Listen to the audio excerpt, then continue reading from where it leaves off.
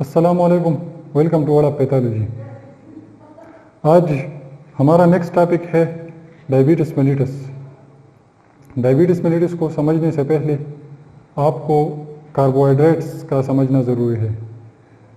तो हम आज की वीडियो में कार्बोहाइड्रेट्स को का एक जनरल ओवरव्यू डिस्कस करेंगे। फिर हम नेक्स्ट वीडियो में इसको डायबिटीज़ मेलिटस को डिटेल से डिस्कस करेंगे। तो चलिए स्टार्ट करते हैं कार्बोहाइड्रेट्स को। कार्बोहाइड्रेट्स का एक हम जनरल ओवरव्यू देखेंगे कि कार्बोहाइड्रेट्स क्या होता है।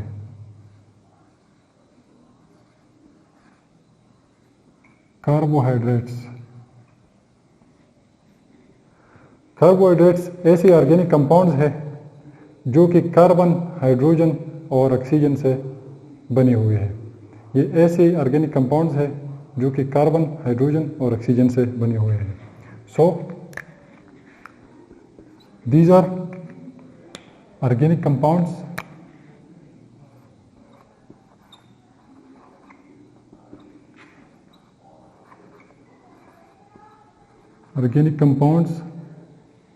made up of carbon, hydrogen and oxygen. ये इन तीन एलिमेंट्स से बना हुआ कार्बन, हाइड्रोजन और ऑक्सीजन।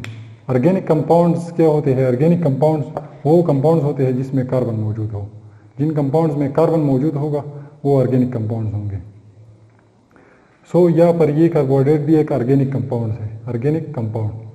एंड ये किस से मिलकर बना है? कार्बन, हाइड्रोजन और ऑक्सीजन। कार्बन का होना तो ज़रूरी है कार्बोहाइड्रेट्स में।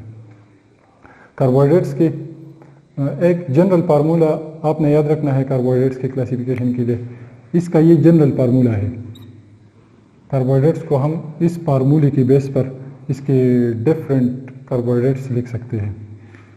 CnH2nOn, ये फार्मूला आपने याद रखना है।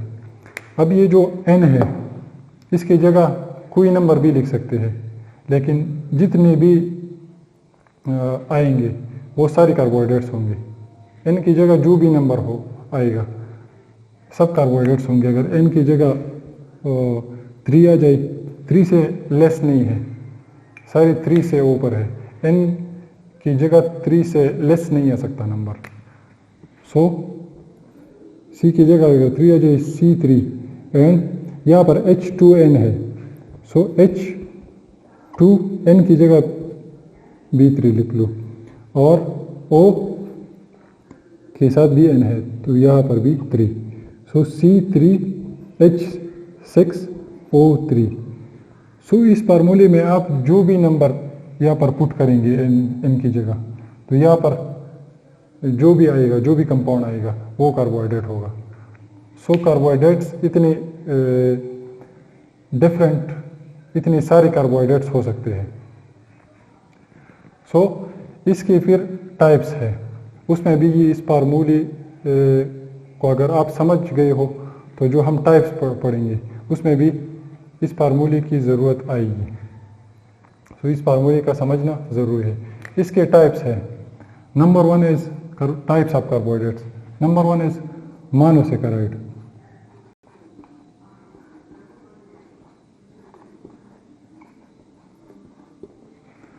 यहाँ पर मोनो मीन 1,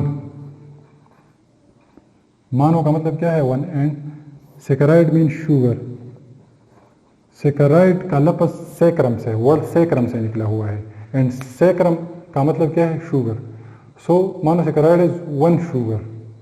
इसका क्या मतलब हुआ कि जो मोनोसैकेराइड कार्बोहाइड्रेट का एक टाइप है, ये सिंपलेस्ट शुगर है। ये 1 शुगर मीन सिंपलेस्ट शुगर है।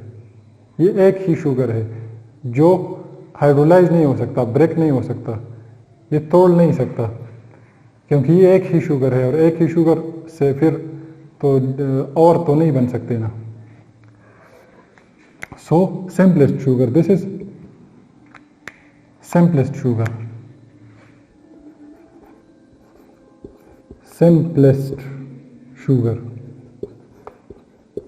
सिंपलेस्ट शुगर है, एंड कांट हाइड्रोलाइज्ड फर्दर, और हाइड्रोलाइज नहीं हो सकता।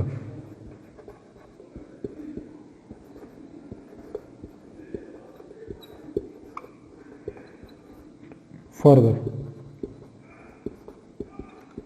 आगे हम इसकी और टाइप्स पढ़ेंगे तो आप देखेंगे कि जो पॉलीसेकेराइड है या ओलिगोसेकेराइड है वो उससे और ग्लूकोज बन सकते हैं, वो तोड़ के ग्लूकोज बनाते हैं। वो ग्लूकोज इस तरह एक दूसरे से जॉइन हुए होते हैं, तो अगर आप उसको तोड़ते हैं तो ग्लूकोज एक दूसरे से अलग होते हैं। लेकिन यहाँ पर वन शुगर है, एक ही ग्लूकोज है, तो एक ही ग्लूकोज से तो और ग्लूकोज नहीं बन सकते ना। सो मोनोसेकेराइड इज सिंपलेस्ट शुगर, इससे और ग्लूकोज नहीं बन सकते।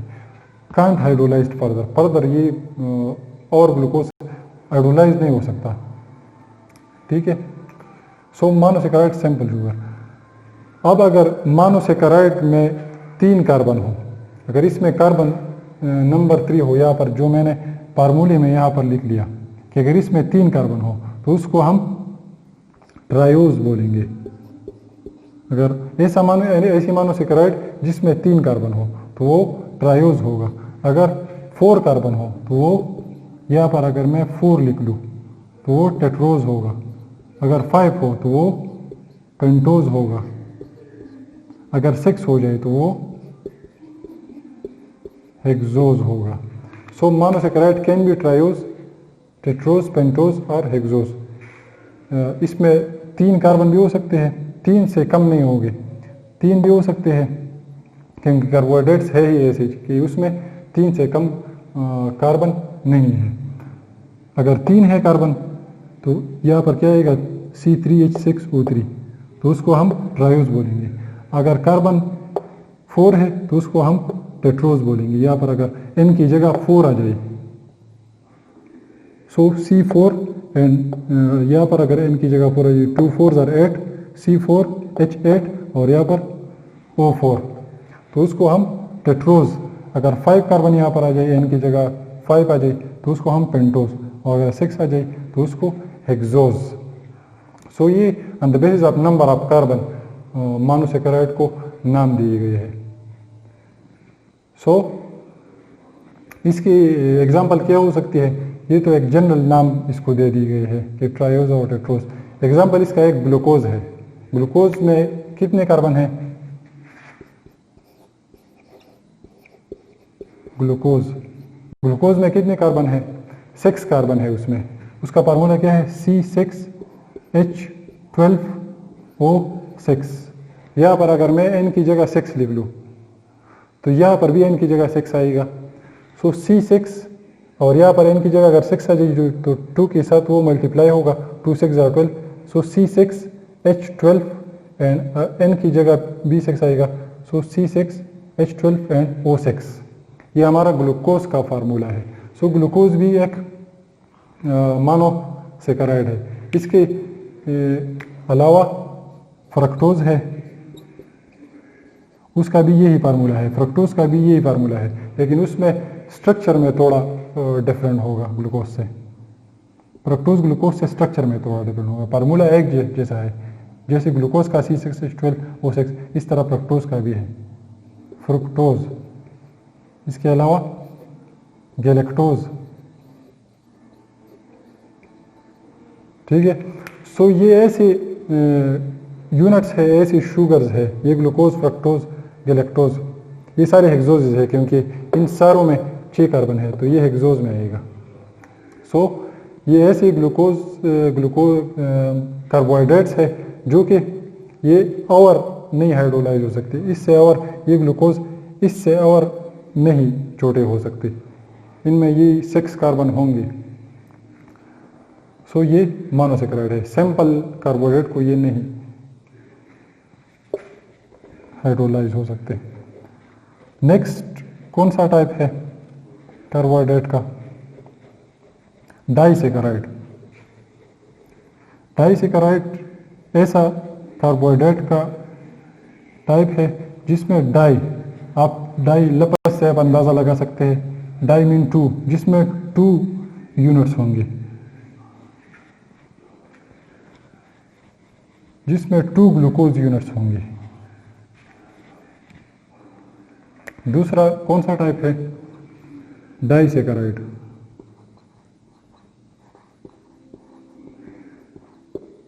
डाई मीन 2, इसमें 2 ग्लूकोज यूनिट्स होंगे। या ये ऐसी कार्बोहाइड्रेट है जो जिससे 2 ग्लूकोज यूनिट बन सकते हैं, जो 2 ग्लूकोज यूनिट में कन्वर्ट हो सकते हैं।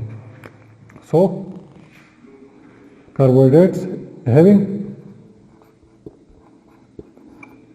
2 कार्बोहाइड्रेट यूनिट्स।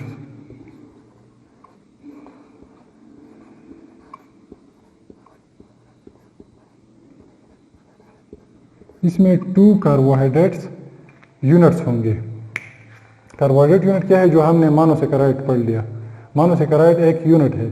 डिफरेंट मोनोसेकेराइड फिर मिलते हैं और फिर उससे डाइसेकेराइड, अगर 2 मोनोसेकेराइड मिल जाए, अगर 2 मोनोसेकेराइड कंबाइन हो जाए तो उससे डाइसेकेराइड बनेगा।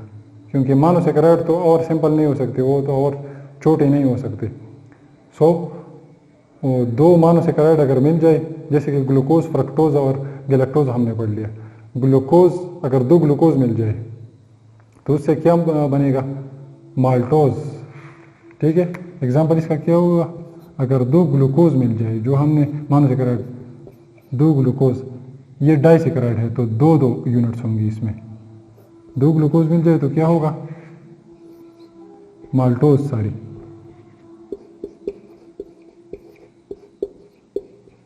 अगर फ्रक्टोज और ग्लूकोज मिल जाए, फ्रक्टोज प्लस ग्लूकोज, तो उससे कौन सा डाइसेकेराइड बनेगा? उससे बनेगा सक्रोज। अगर गैलेक्टोज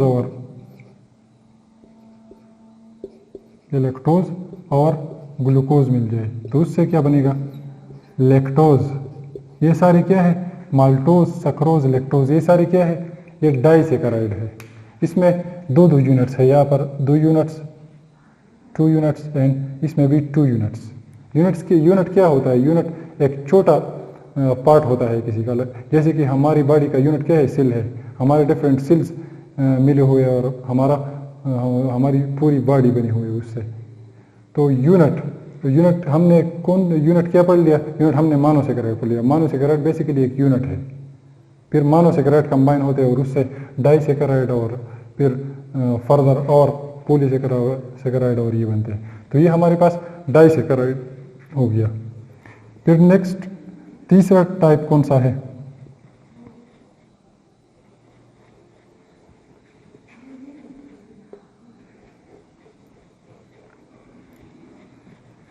तीसरा टाइप हम यहाँ पर पढ़ते हैं कि हम पॉलीसेकेराइड पढ़ते हैं। यहाँ पर पॉलीसेकेराइड,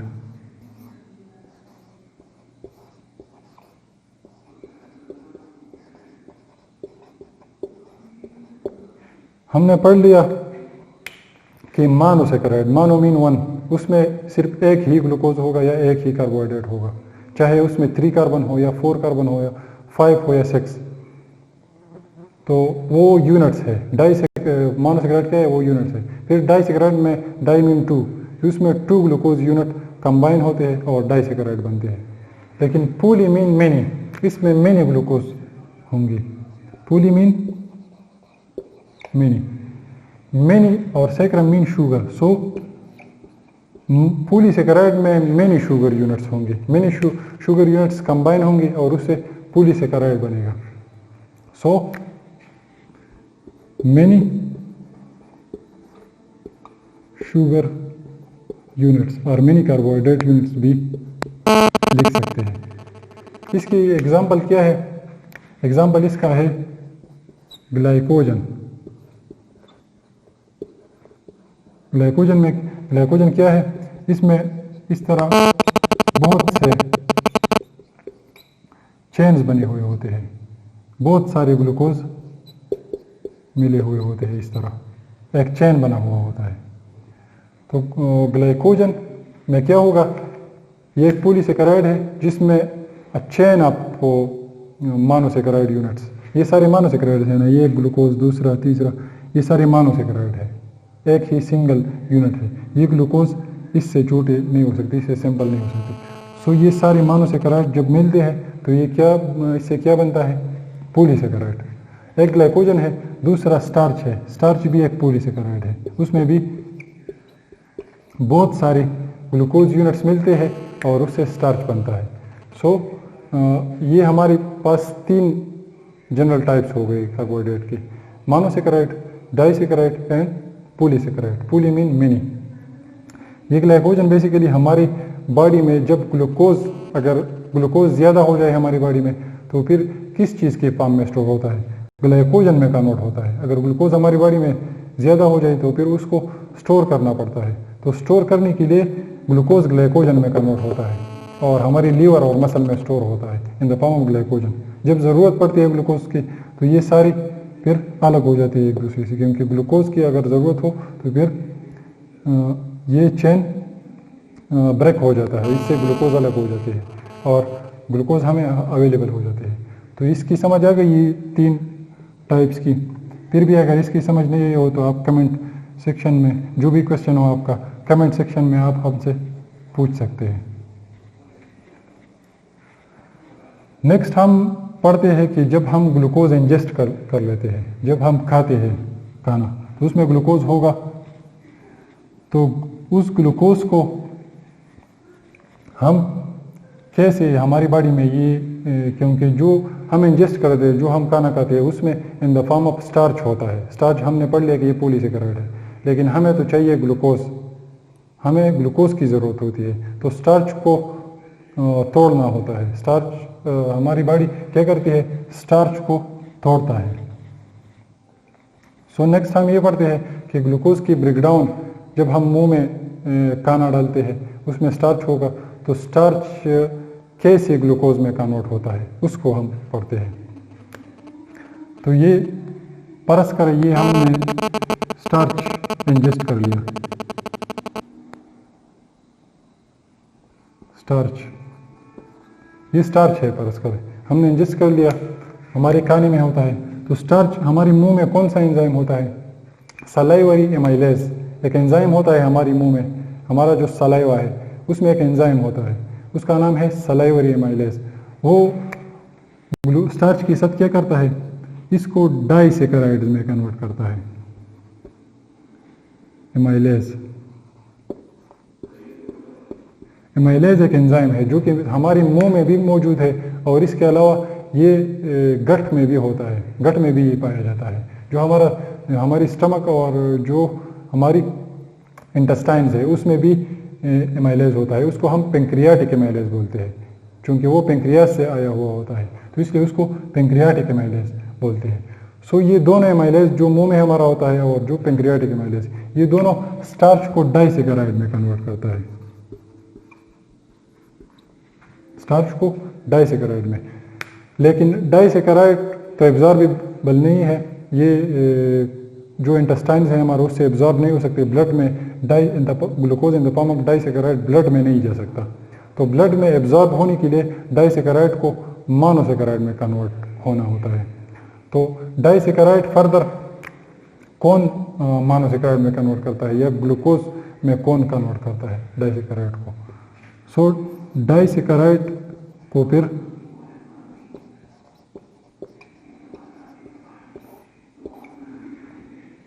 मोनोसेकेराइड में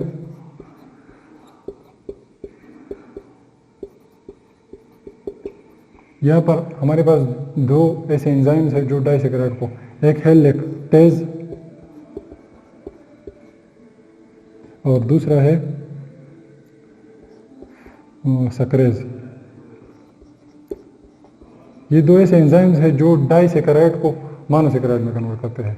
जो हमने अभी डाइसेकेराइड पढ़ लिया तो उसमें हमने क्या पढ़ लिया, जो लैक्टोज होता है, लैक्टोज एक डाइसेकेराइड है, तो लैक्टेज क्या करेगा, लैक्टोज किन 2 मोनोसेकेराइड से मिलकर बना है, एक ग्लूकोज है और एक गैलेक्टोज है।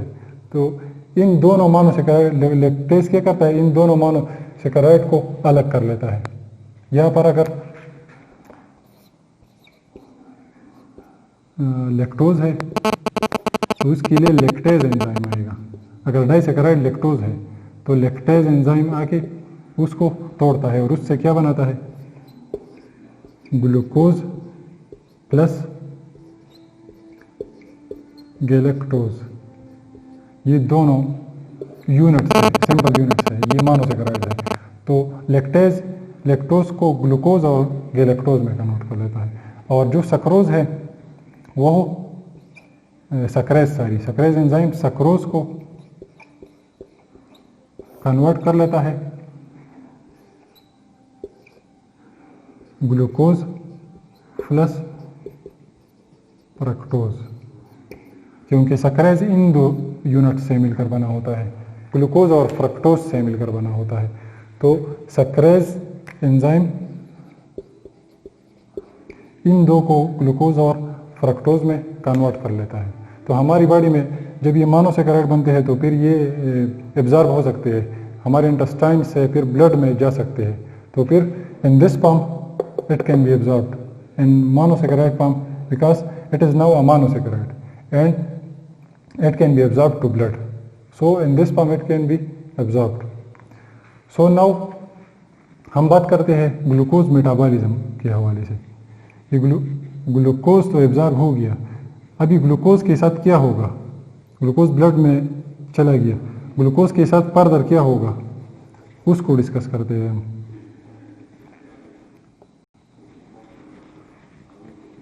सो मेटाबॉलिज्म ऑफ ग्लूकोज को हम डिस्कस करते हैं। ग्लूकोज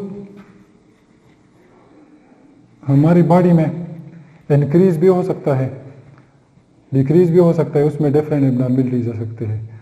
सो अगर हमारी बॉडी में ग्लूकोज इंक्रीज हो जाए, अमाउंट इसके इंक्रीज हो जाए, तो ग्लूकोज को स्टोर करना होता है। तो ग्लूकोज को स्टोर करने के लिए उसको पॉलीसेकेराइड में कन्वर्ट करना होता है, क्योंकि सिंपल ग्लूकोज स्टोर नहीं हो सकते, उसको पहले पॉलीसेकेराइड में कन्वर्ट करते हैं, फिर उसको स्टोर करते हैं हमारी बॉडी। तो glucose through which process glycogen में कन्वर्ट होता है। ग्लाइकोजन एक पॉलीसेकेराइड है, ग्लूकोज पहले ग्लाइकोजन में कन्वर्ट होता है और फिर जाके लीवर और मसल में। तो पहला क्या है,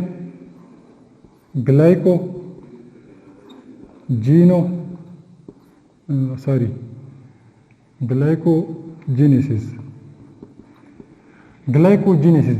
ये जीनेसिस का लफ्ज़ जिधर भी आया, जीनेसिस इसका मतलब है फॉर्मेशन, किसी चीज़ का बनना, किसी चीज़ का बनना। अगर जीनेसिस का लफ्ज़ जीनेसिस वर्ड जिधर भी आ जाए तो उसका मतलब क्या होगा कि कोई चीज़ बन रहा है। तो यहाँ पर ग्लाइकोजीनेसिस मीन ग्लाइकोजन बन रहा है, ग्लूकोज मिलते हैं और ग्लाइकोजन बनाते हैं। सो ग्लाइकोजीनेसिस में ग्लूकोज combines या monosaccharide units combines to form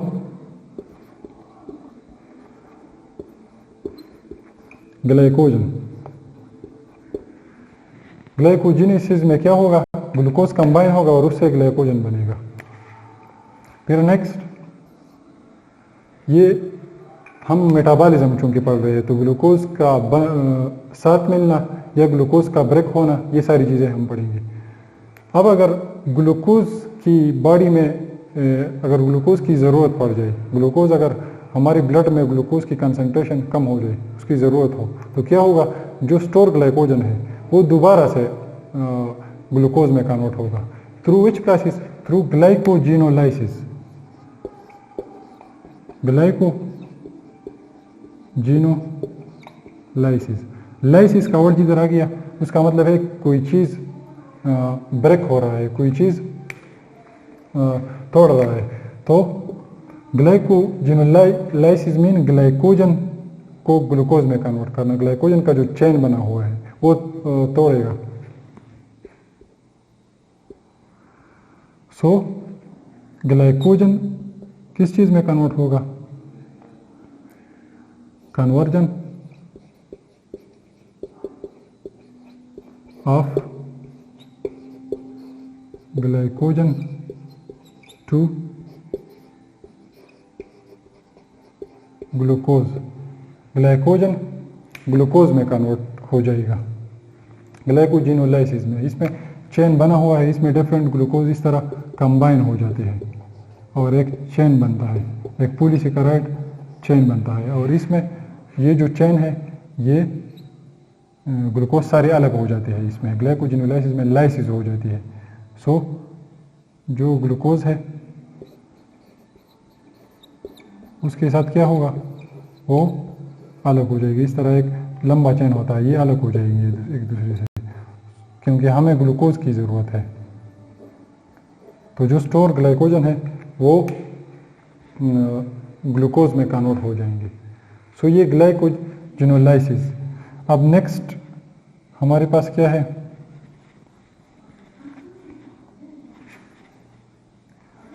ग्लाइकालिसिस। ग्लाइकालिसिस से भी आप अंदाज़ा लगा सकते हैं कि उसमें ग्लूकोज की ब्रेकडाउन होगी, ग्लूकोज ब्रेकडाउन हो जाएगा। नेक्स्ट क्या है, ग्लाइकालिसिस। लाइसिस यहाँ पर भी आ गया, लाइसिस मीन ब्रेकडाउन होगा इसमें। सो ग्लूकोज और इसमें ग्लूकोज की, क्योंकि यहाँ पर ग्लाइको आया है तो ग्लूकोज ब्रेकडाउन हो जाएगा। अगर ग्लाइकोजिनोलाइसिस आए तो उसमें ग्लाइकोजन ब्रेकडाउन हो जाएगा। यहाँ पर ग्लाइकालिसिस है तो इसमें ग्लूकोज और ब्रोकन डाउन।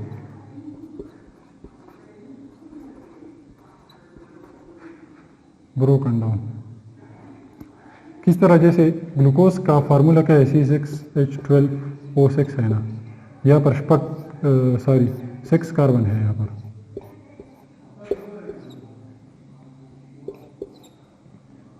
1 2 3 4 5 6, यहाँ पर 6 कार्बन है। तो ये सारी कार्बन इस तरह इसकी ग्लाइकालिसिस हो जाएगी। ठीक है, तो ये क्या है, ये ग्लाइकोलाइसिस है।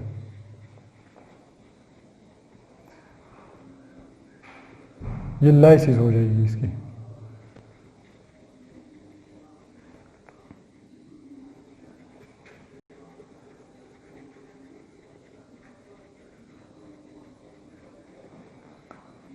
सिक्स कार्बन है और हाइड्रोजन जो H12 है, यहाँ पर हाइड्रोजन इस तरह लगे हुए थे। OH वो भी है इसमें ना, तो OH एक तरफ होगा, हाइड्रोजन होगा, इस तरह एक चेन होगा ग्लूकोज का। सारे कार्बोहाइड्रेट्स का भी इस तरह चेन होता है, यहाँ पर डबल बॉन्ड होता है। सो ये प्रोसेस ऑफ ग्लाइकालिसिस है, ग्लूकोज का तोड़ना, इसको क्या कहते हैं, ग्लाइकालिसिस।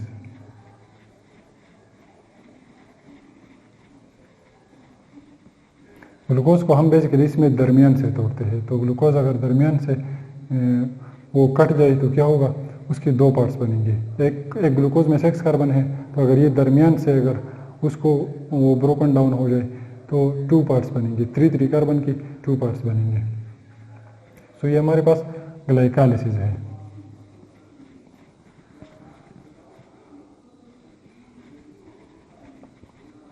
नेक्स्ट है हमारे पास एक और प्रोसेस, ग्लूकोन्यूजेनेसिस।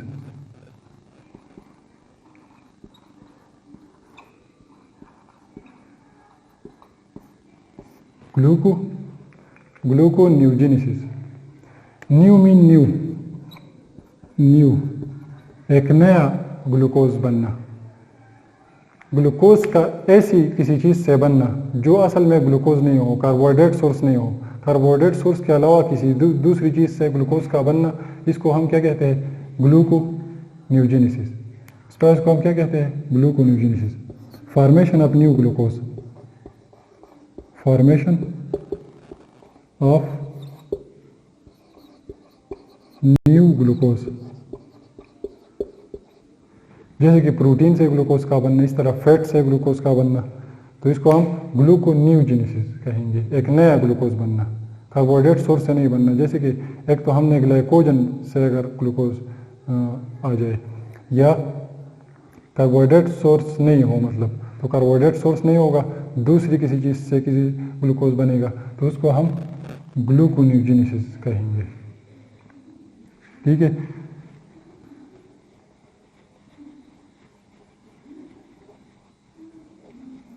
जैसे कि ग्लूकोज नॉर्मली जब ग्लाइकोलाइसिस में क्या होता है, ग्लूकोज से क्या बनता है, ग्लूकोज से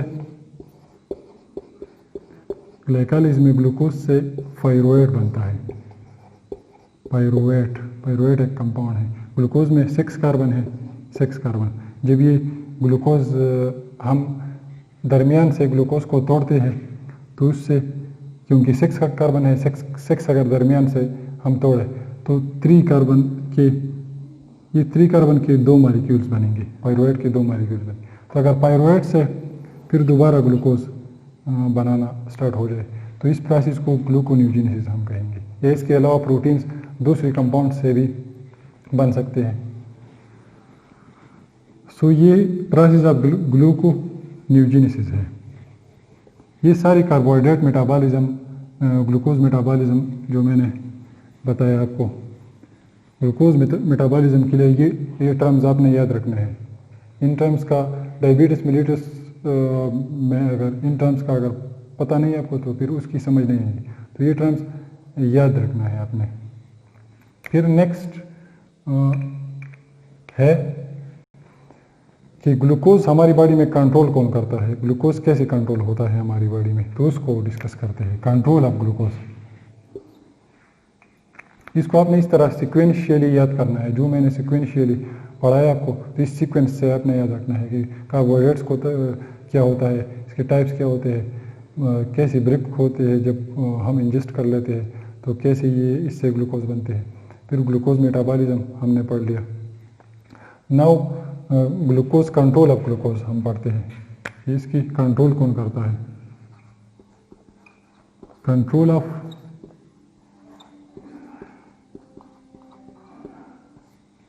ग्लूकोज। ग्लूकोज कंट्रोल हमारी बॉडी में ग्लूकोज कौन कंट्रोल करता है। अगर ग्लूकोज की कंसंट्रेशन, इसकी मकदार बढ़ जाए, नॉर्मल जो है उससे बढ़ जाए, तो कौन होता है जो ग्लूकोज को, जो हमारी बॉडी में ग्लूकोज की कंसंट्रेशन फिर नॉर्मल में लाता है। या अगर ग्लूकोज की कंसंट्रेशन डिक्रीज हो जाए तो क्या होता है हमारी बॉडी में, कंट्रोल कहाँ से होता है कि फिर ग्लूकोज की कंसंट्रेशन फिर से नॉर्मल हो जाए। तो basically there are 2 types of enzymes, 2 enzymes होती है। The first one is insulin,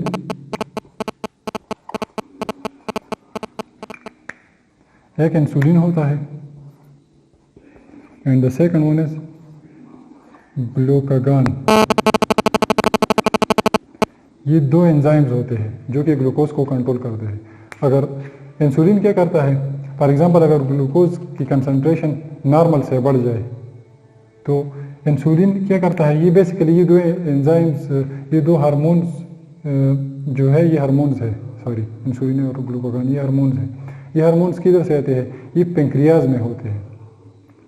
pancreas में ये special types of cells, pancreas में कुछ खास किस्म की सेल्स होते हैं। उन सेल्स का नाम क्या है, आइसलेट्स ऑफ लैंगरहांस। वो सेल्स क्या करते हैं, वो इन 2 हार्मोन्स को बनाते हैं। तो अगर ब्लड में ग्लूकोज लेवल ज़्यादा हो जाए तो उन सेल्स को मैसेज मिल जाता है, वो सेल्स एक्टिवेट हो जाते हैं। फिर वो सेल्स क्या करते हैं, इंसुलिन को सीक्रेट कर लेता है। In case of increase in blood glucose level क्या सीक्रेट होता है, insulin.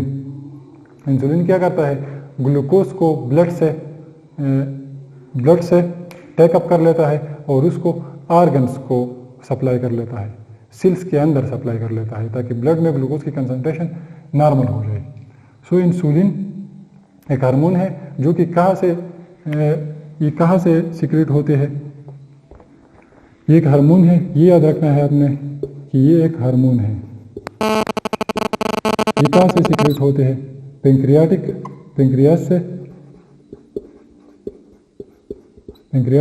Islets of Langerhans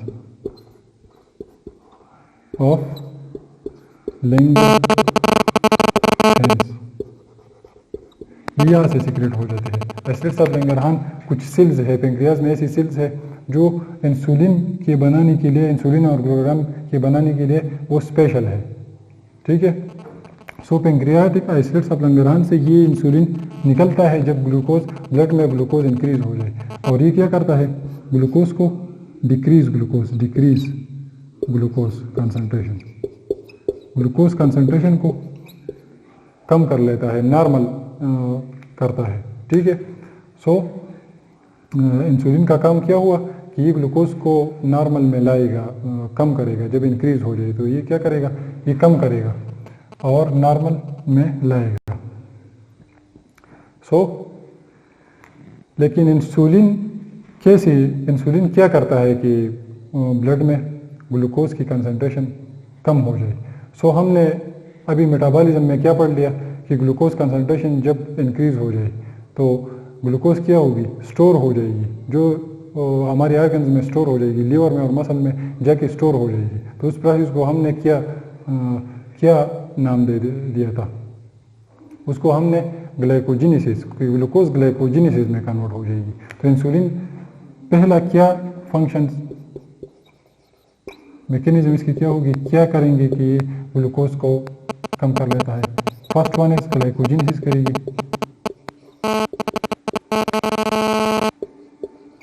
glycogenesis glucose को ग्लाइकोजन में कन्वर्ट करेंगे। The second one is glycolysis, glucose को तोड़ना, ग्लूकोज को, क्योंकि अगर ग्लूकोज हम तोड़े तो वो ब्लड की कंसंट्रेशन उसकी डिक्रीज हो जाएगी। ये ग्लाइकालिसिस करेंगे। ठीक है, ये ग्लाइकालिसिस करेंगे। इसके अलावा ये ग्लाइकोजेनेसिस और ग्लाइकालिसिस इंसुलिन का ग्लूकोज में ब्लड में ग्लूकोज कैसे डिक्रीज करते हैं, ग्लाइकोजेनेसिस एंड ग्लाइकालिसिस कर लेते हैं। ये इंसुलिन के फंक्शंस हो गए। अभी हम ग्लूकागॉन इसकी बिल्कुल अपोजिट है। अगर ब्लड में ग्लूकोज की कंसंट्रेशन डिक्रीज हो जाए तो ग्लूकागॉन सीक्रेट होगा।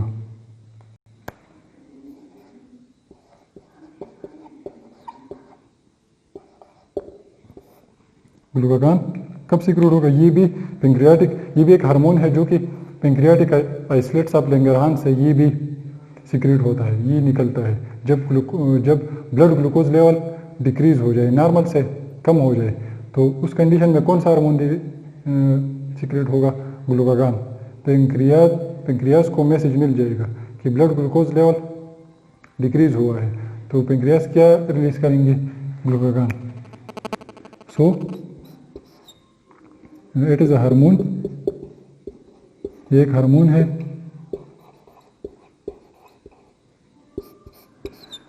Releases when blood glucose level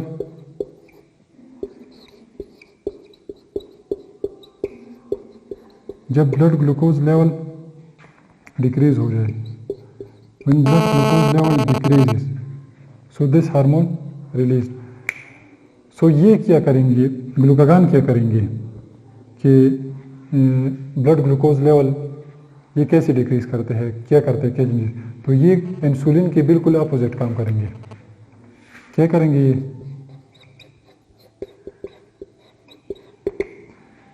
एक तो ये उसमें क्या होता, ग्लाइकोजेनेसिस था कि ग्लूकोज ग्लाइकोजन में कन्वर्ट होता था तो ब्लड से डिक्रीज होता था, लेकिन इसमें ग्लूकोज कम हुआ है तो ग्लाइकोजेनोलाइसिस होगा।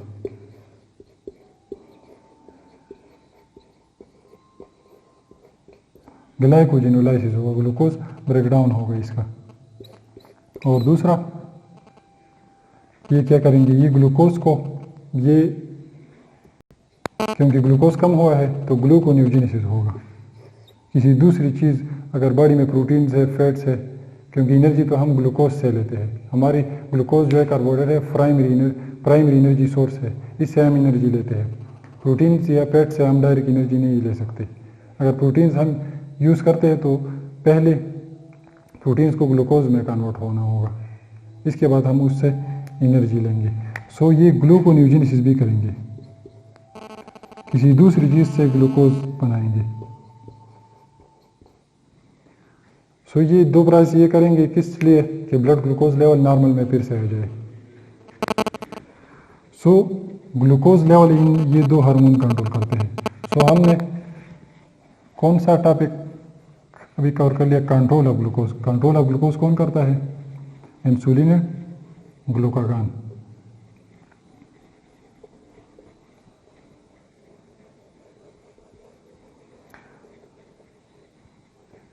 द लास्ट वन इज कि जब एबनॉर्मेलिटीज आ जाए, ग्लूकोज एबनॉर्मल हो जाए, इंक्रीज अमाउंट ऑफ ग्लूकोज को हम क्या कहेंगे? जब ग्लूकोज की कंसंट्रेशन इंक्रीज हो जाएंगे उसको हम hyperglycaemia, hyperglycaemia, increase in concentration of glucose. Hyper mean increase और ग्लाइसीमिया मीन ग्लूकोज, ग्लूकोज। और ई में जहाँ आ जाए मीन ब्लड, ये ब्लड से ब्लड ग्लूकोज लेवल जब इंक्रीज हो जाए, इंक्रीज ब्लड ग्लूकोज लेवल। जब ब्लड ग्लूकोज लेवल इंक्रीज हो जाए तो उसको हम क्या कहेंगे? हाइपरग्लाइसीमिया। दूसरा टर्म है इसके अपोजिट, हाइपोग्लाइसीमिया।